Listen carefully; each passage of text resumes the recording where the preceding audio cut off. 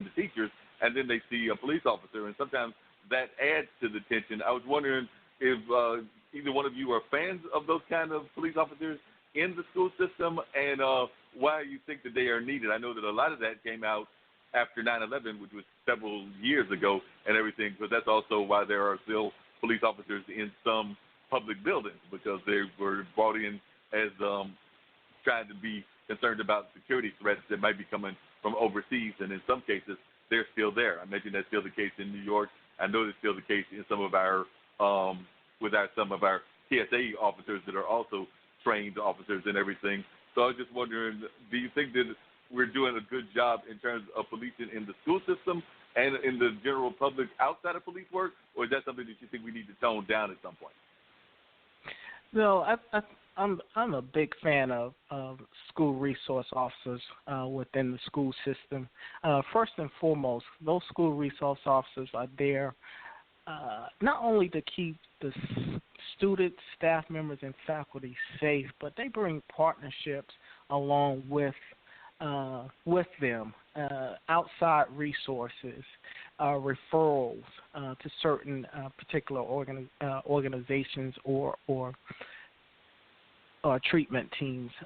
So they're there to help and assist the public school system in the effort in not only keeping everyone safe, but continuing to build partnerships as well. I did work within a school system alongside a school resource officer at one point, and I can tell you from experience that those students, they really engaged with that school resource officer, and that's what it's all about, engagement. School resource officers, they're there to engage the students, not to be a officer that's there to make arrests all the time or belittle students, but there to build, again, partnerships and engage with the students and make sure that climate in that school system is first and foremost, again, safe. So, again, I'm definitely for school resource officers within the schools. Yeah. And Dr. Al, what is your thoughts on school resource officers and how they work within the school system? Yes, I agree. In New York, they are called school safety officers, and they actually wear the exact same uniform as NYPD police officers, except they don't carry a gun and a lot of the other items on their belt. However, they look just like police officers, and I think it's a great thing as well, because a lot of times in the school system, the youth are able to get closer to these officers. There are bonds that are built. As the other caller said, there are referrals to agencies and help that is given to the youth through these officers that allows the youth to see them not only as human beings but as a positive influence in their life.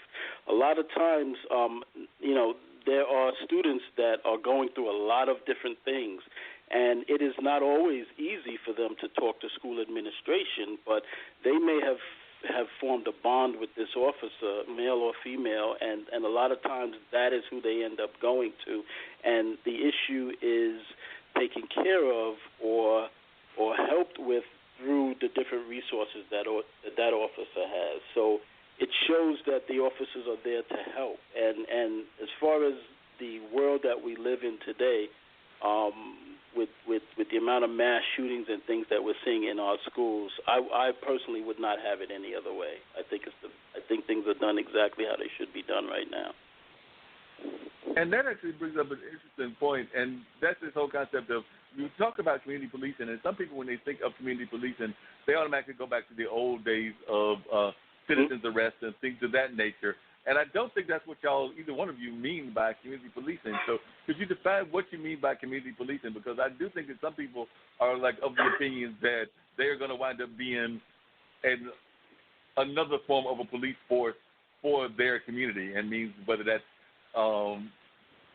what some people might consider tattling or whatever, and finding out some of these in elements that are bad elements and telling on them and everything. I know that that's become a concern, definitely with the ICE raids and everything, because some folks are like, wait a minute, am I going to tell on these folks that may or may not be here legally or whatever, particularly if I'm not necessarily agreeing with the policies.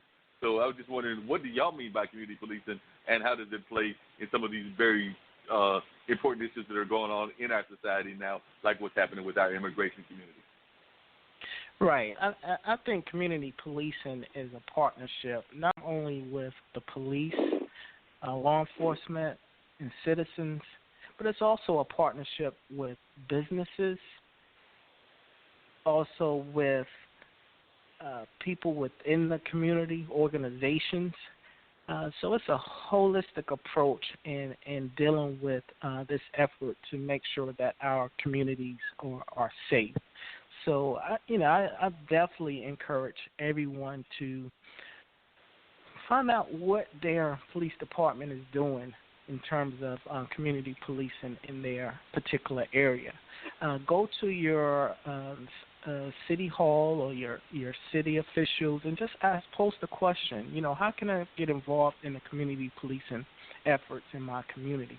And there are certain programs that the police departments have that the community can get involved in and have a voice, not just look back and see what's happening in the community, but be a part of the meetings, be at the table when certain decisions are being made, and develop that sense of protocols within your community. So that's what community policing is all about. It's a partnership with citizens, organizations, law enforcement, schools, universities, and the whole gamut to provide one goal, and that's to make sure that our communities are safe and developing programs along those efforts. And that's and that's a lot to say when it comes into how this is done. And that's a number of ways. Information systems is involved, tracking data, the crime analysis, what areas in the community are involved. Not just putting police officers in those areas, but putting programming in those areas as well, and being proactive in situations and not being reactive. I think that's key, being proactive in certain situations and developing that sense of problem solving. And I was wondering, you actually brought up an interesting point, which is the kind of like university security. And I know that there's university security at Duke and there's university security at North Carolina Central University, and I think there might even be some at Durham Tech and some of the other universities here in the Triangle. I know UNC definitely has it. Now, in some cases, those are retired police officers, but in some cases, they're just community folks that are having that interest in law enforcement. And I know that sometimes, and I'd like to hear from Dr. Allen on this as well, that becomes an issue because sometimes folks feel that these folks don't necessarily have the same kind of training that, say, a regular police officer would, and that sometimes they may come in there with like an attitude like they are the big dogs on the campus for whatever reason, and not necessarily have the same kind of training. And I was just wondering if you've had to deal with that at all, and what kind of ways you get around that kind of mentality, because I do know that exists as well. Yes, that does exist. Well, the important thing in any kind of police department or any kind of security agency, even on a school campus, is that you have different levels of officers. You have certain officers who just have a security guard training. They have certain responsibilities with certain limits. Someone who may be armed, that may be a former law enforcement officer. They have expanded responsibilities and limits as well. But I think it's important to separate, the former law enforcement from just the interested community member, which is definitely welcome. But and then there are times when you have to have the proper supervision and management that are able to communicate with these individuals who may be overstepping their boundaries and let them know that, this is not the way we operate. All of the objectives must be made clear from the insight, from the very beginning. And I know that the TV stations here, as well as in New York and every place else, has those kind of like crime watcher programs where you oftentimes are able to refer people to things that are happening in your community without actually being the first people knowing that you're the one that told about those crimes or those incidents happening and things of that nature. Is that the best advice that you give to people that may be involved in neighborhoods that are in high crime neighborhoods, if they are seeing these things? Is that their best way to reach out, or would you have them reach out to officers that they're friends with? What would your advice be if somebody is, whether it's in a neighborhood like Harlem in New York or the Bronx in New York, or whether it's like Davis Heights in Raleigh, Humphrey, what advice would you give to folks that might see some of these things, that might want to let folks know about things that they've seen and stop and curtail those crimes if they're part of the community policing?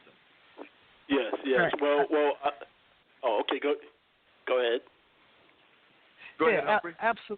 Absolutely. I think there's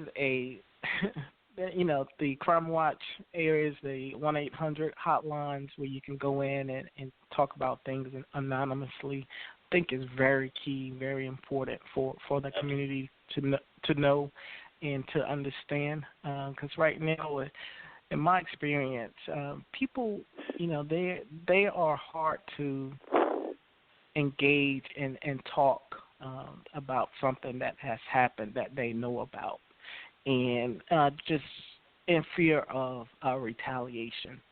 And so this kind of brings them to a point where they can speak anonymously about what's happening in their community or what has happened in their community. And I think that's key. Yes, I agree. I feel that is key. If you know an officer and you're friendly with them, and that is one way of going about it. But if not, definitely use the anonymous tip lines or whatever is available through your particular department. But the important thing to remember here is that one of the biggest parts of community policing is the fact that the community is taking a first-hand involvement in correcting the wrongs in their community. And what that means is that, yes, you have to actively get involved. You have to be willing to, say there are kids, selling out of this house or whatever the case may be. That needs to be done because these are our communities. The police, especially in New York, a lot of the police are from other areas. A lot of the police do not live in the exact same area that they police. So you as a community member should have a more vested interest. And what I would really love to see is the community have the amount of interest where they are going to the meetings, as the other caller said, going to the meetings every month or every week or whatever it takes, and get involved with the precinct. Ask the officers, what can I do? How can I help? The churches that have these large congregations, you are a powerful force, whether you realize that, I'm sure you know that, but you are a positive force in the community already. A big church and the police department together can make tremendous improvement, and that's what needs to be done, more involvement on both sides. Absolutely. As the doctor said, invested interest, I think, is key. We all have to have an invested interest in our communities because these things affect us not only on the street level, but it affects everything from economy to social justice issues. So it's definitely important for us to, as the doctor said, get involved and have a vested interest. And in my experience as a police officer, I tend to use I have a tendency to use the mindset of breaking the ice. When I'm in uniform, when I speak to someone,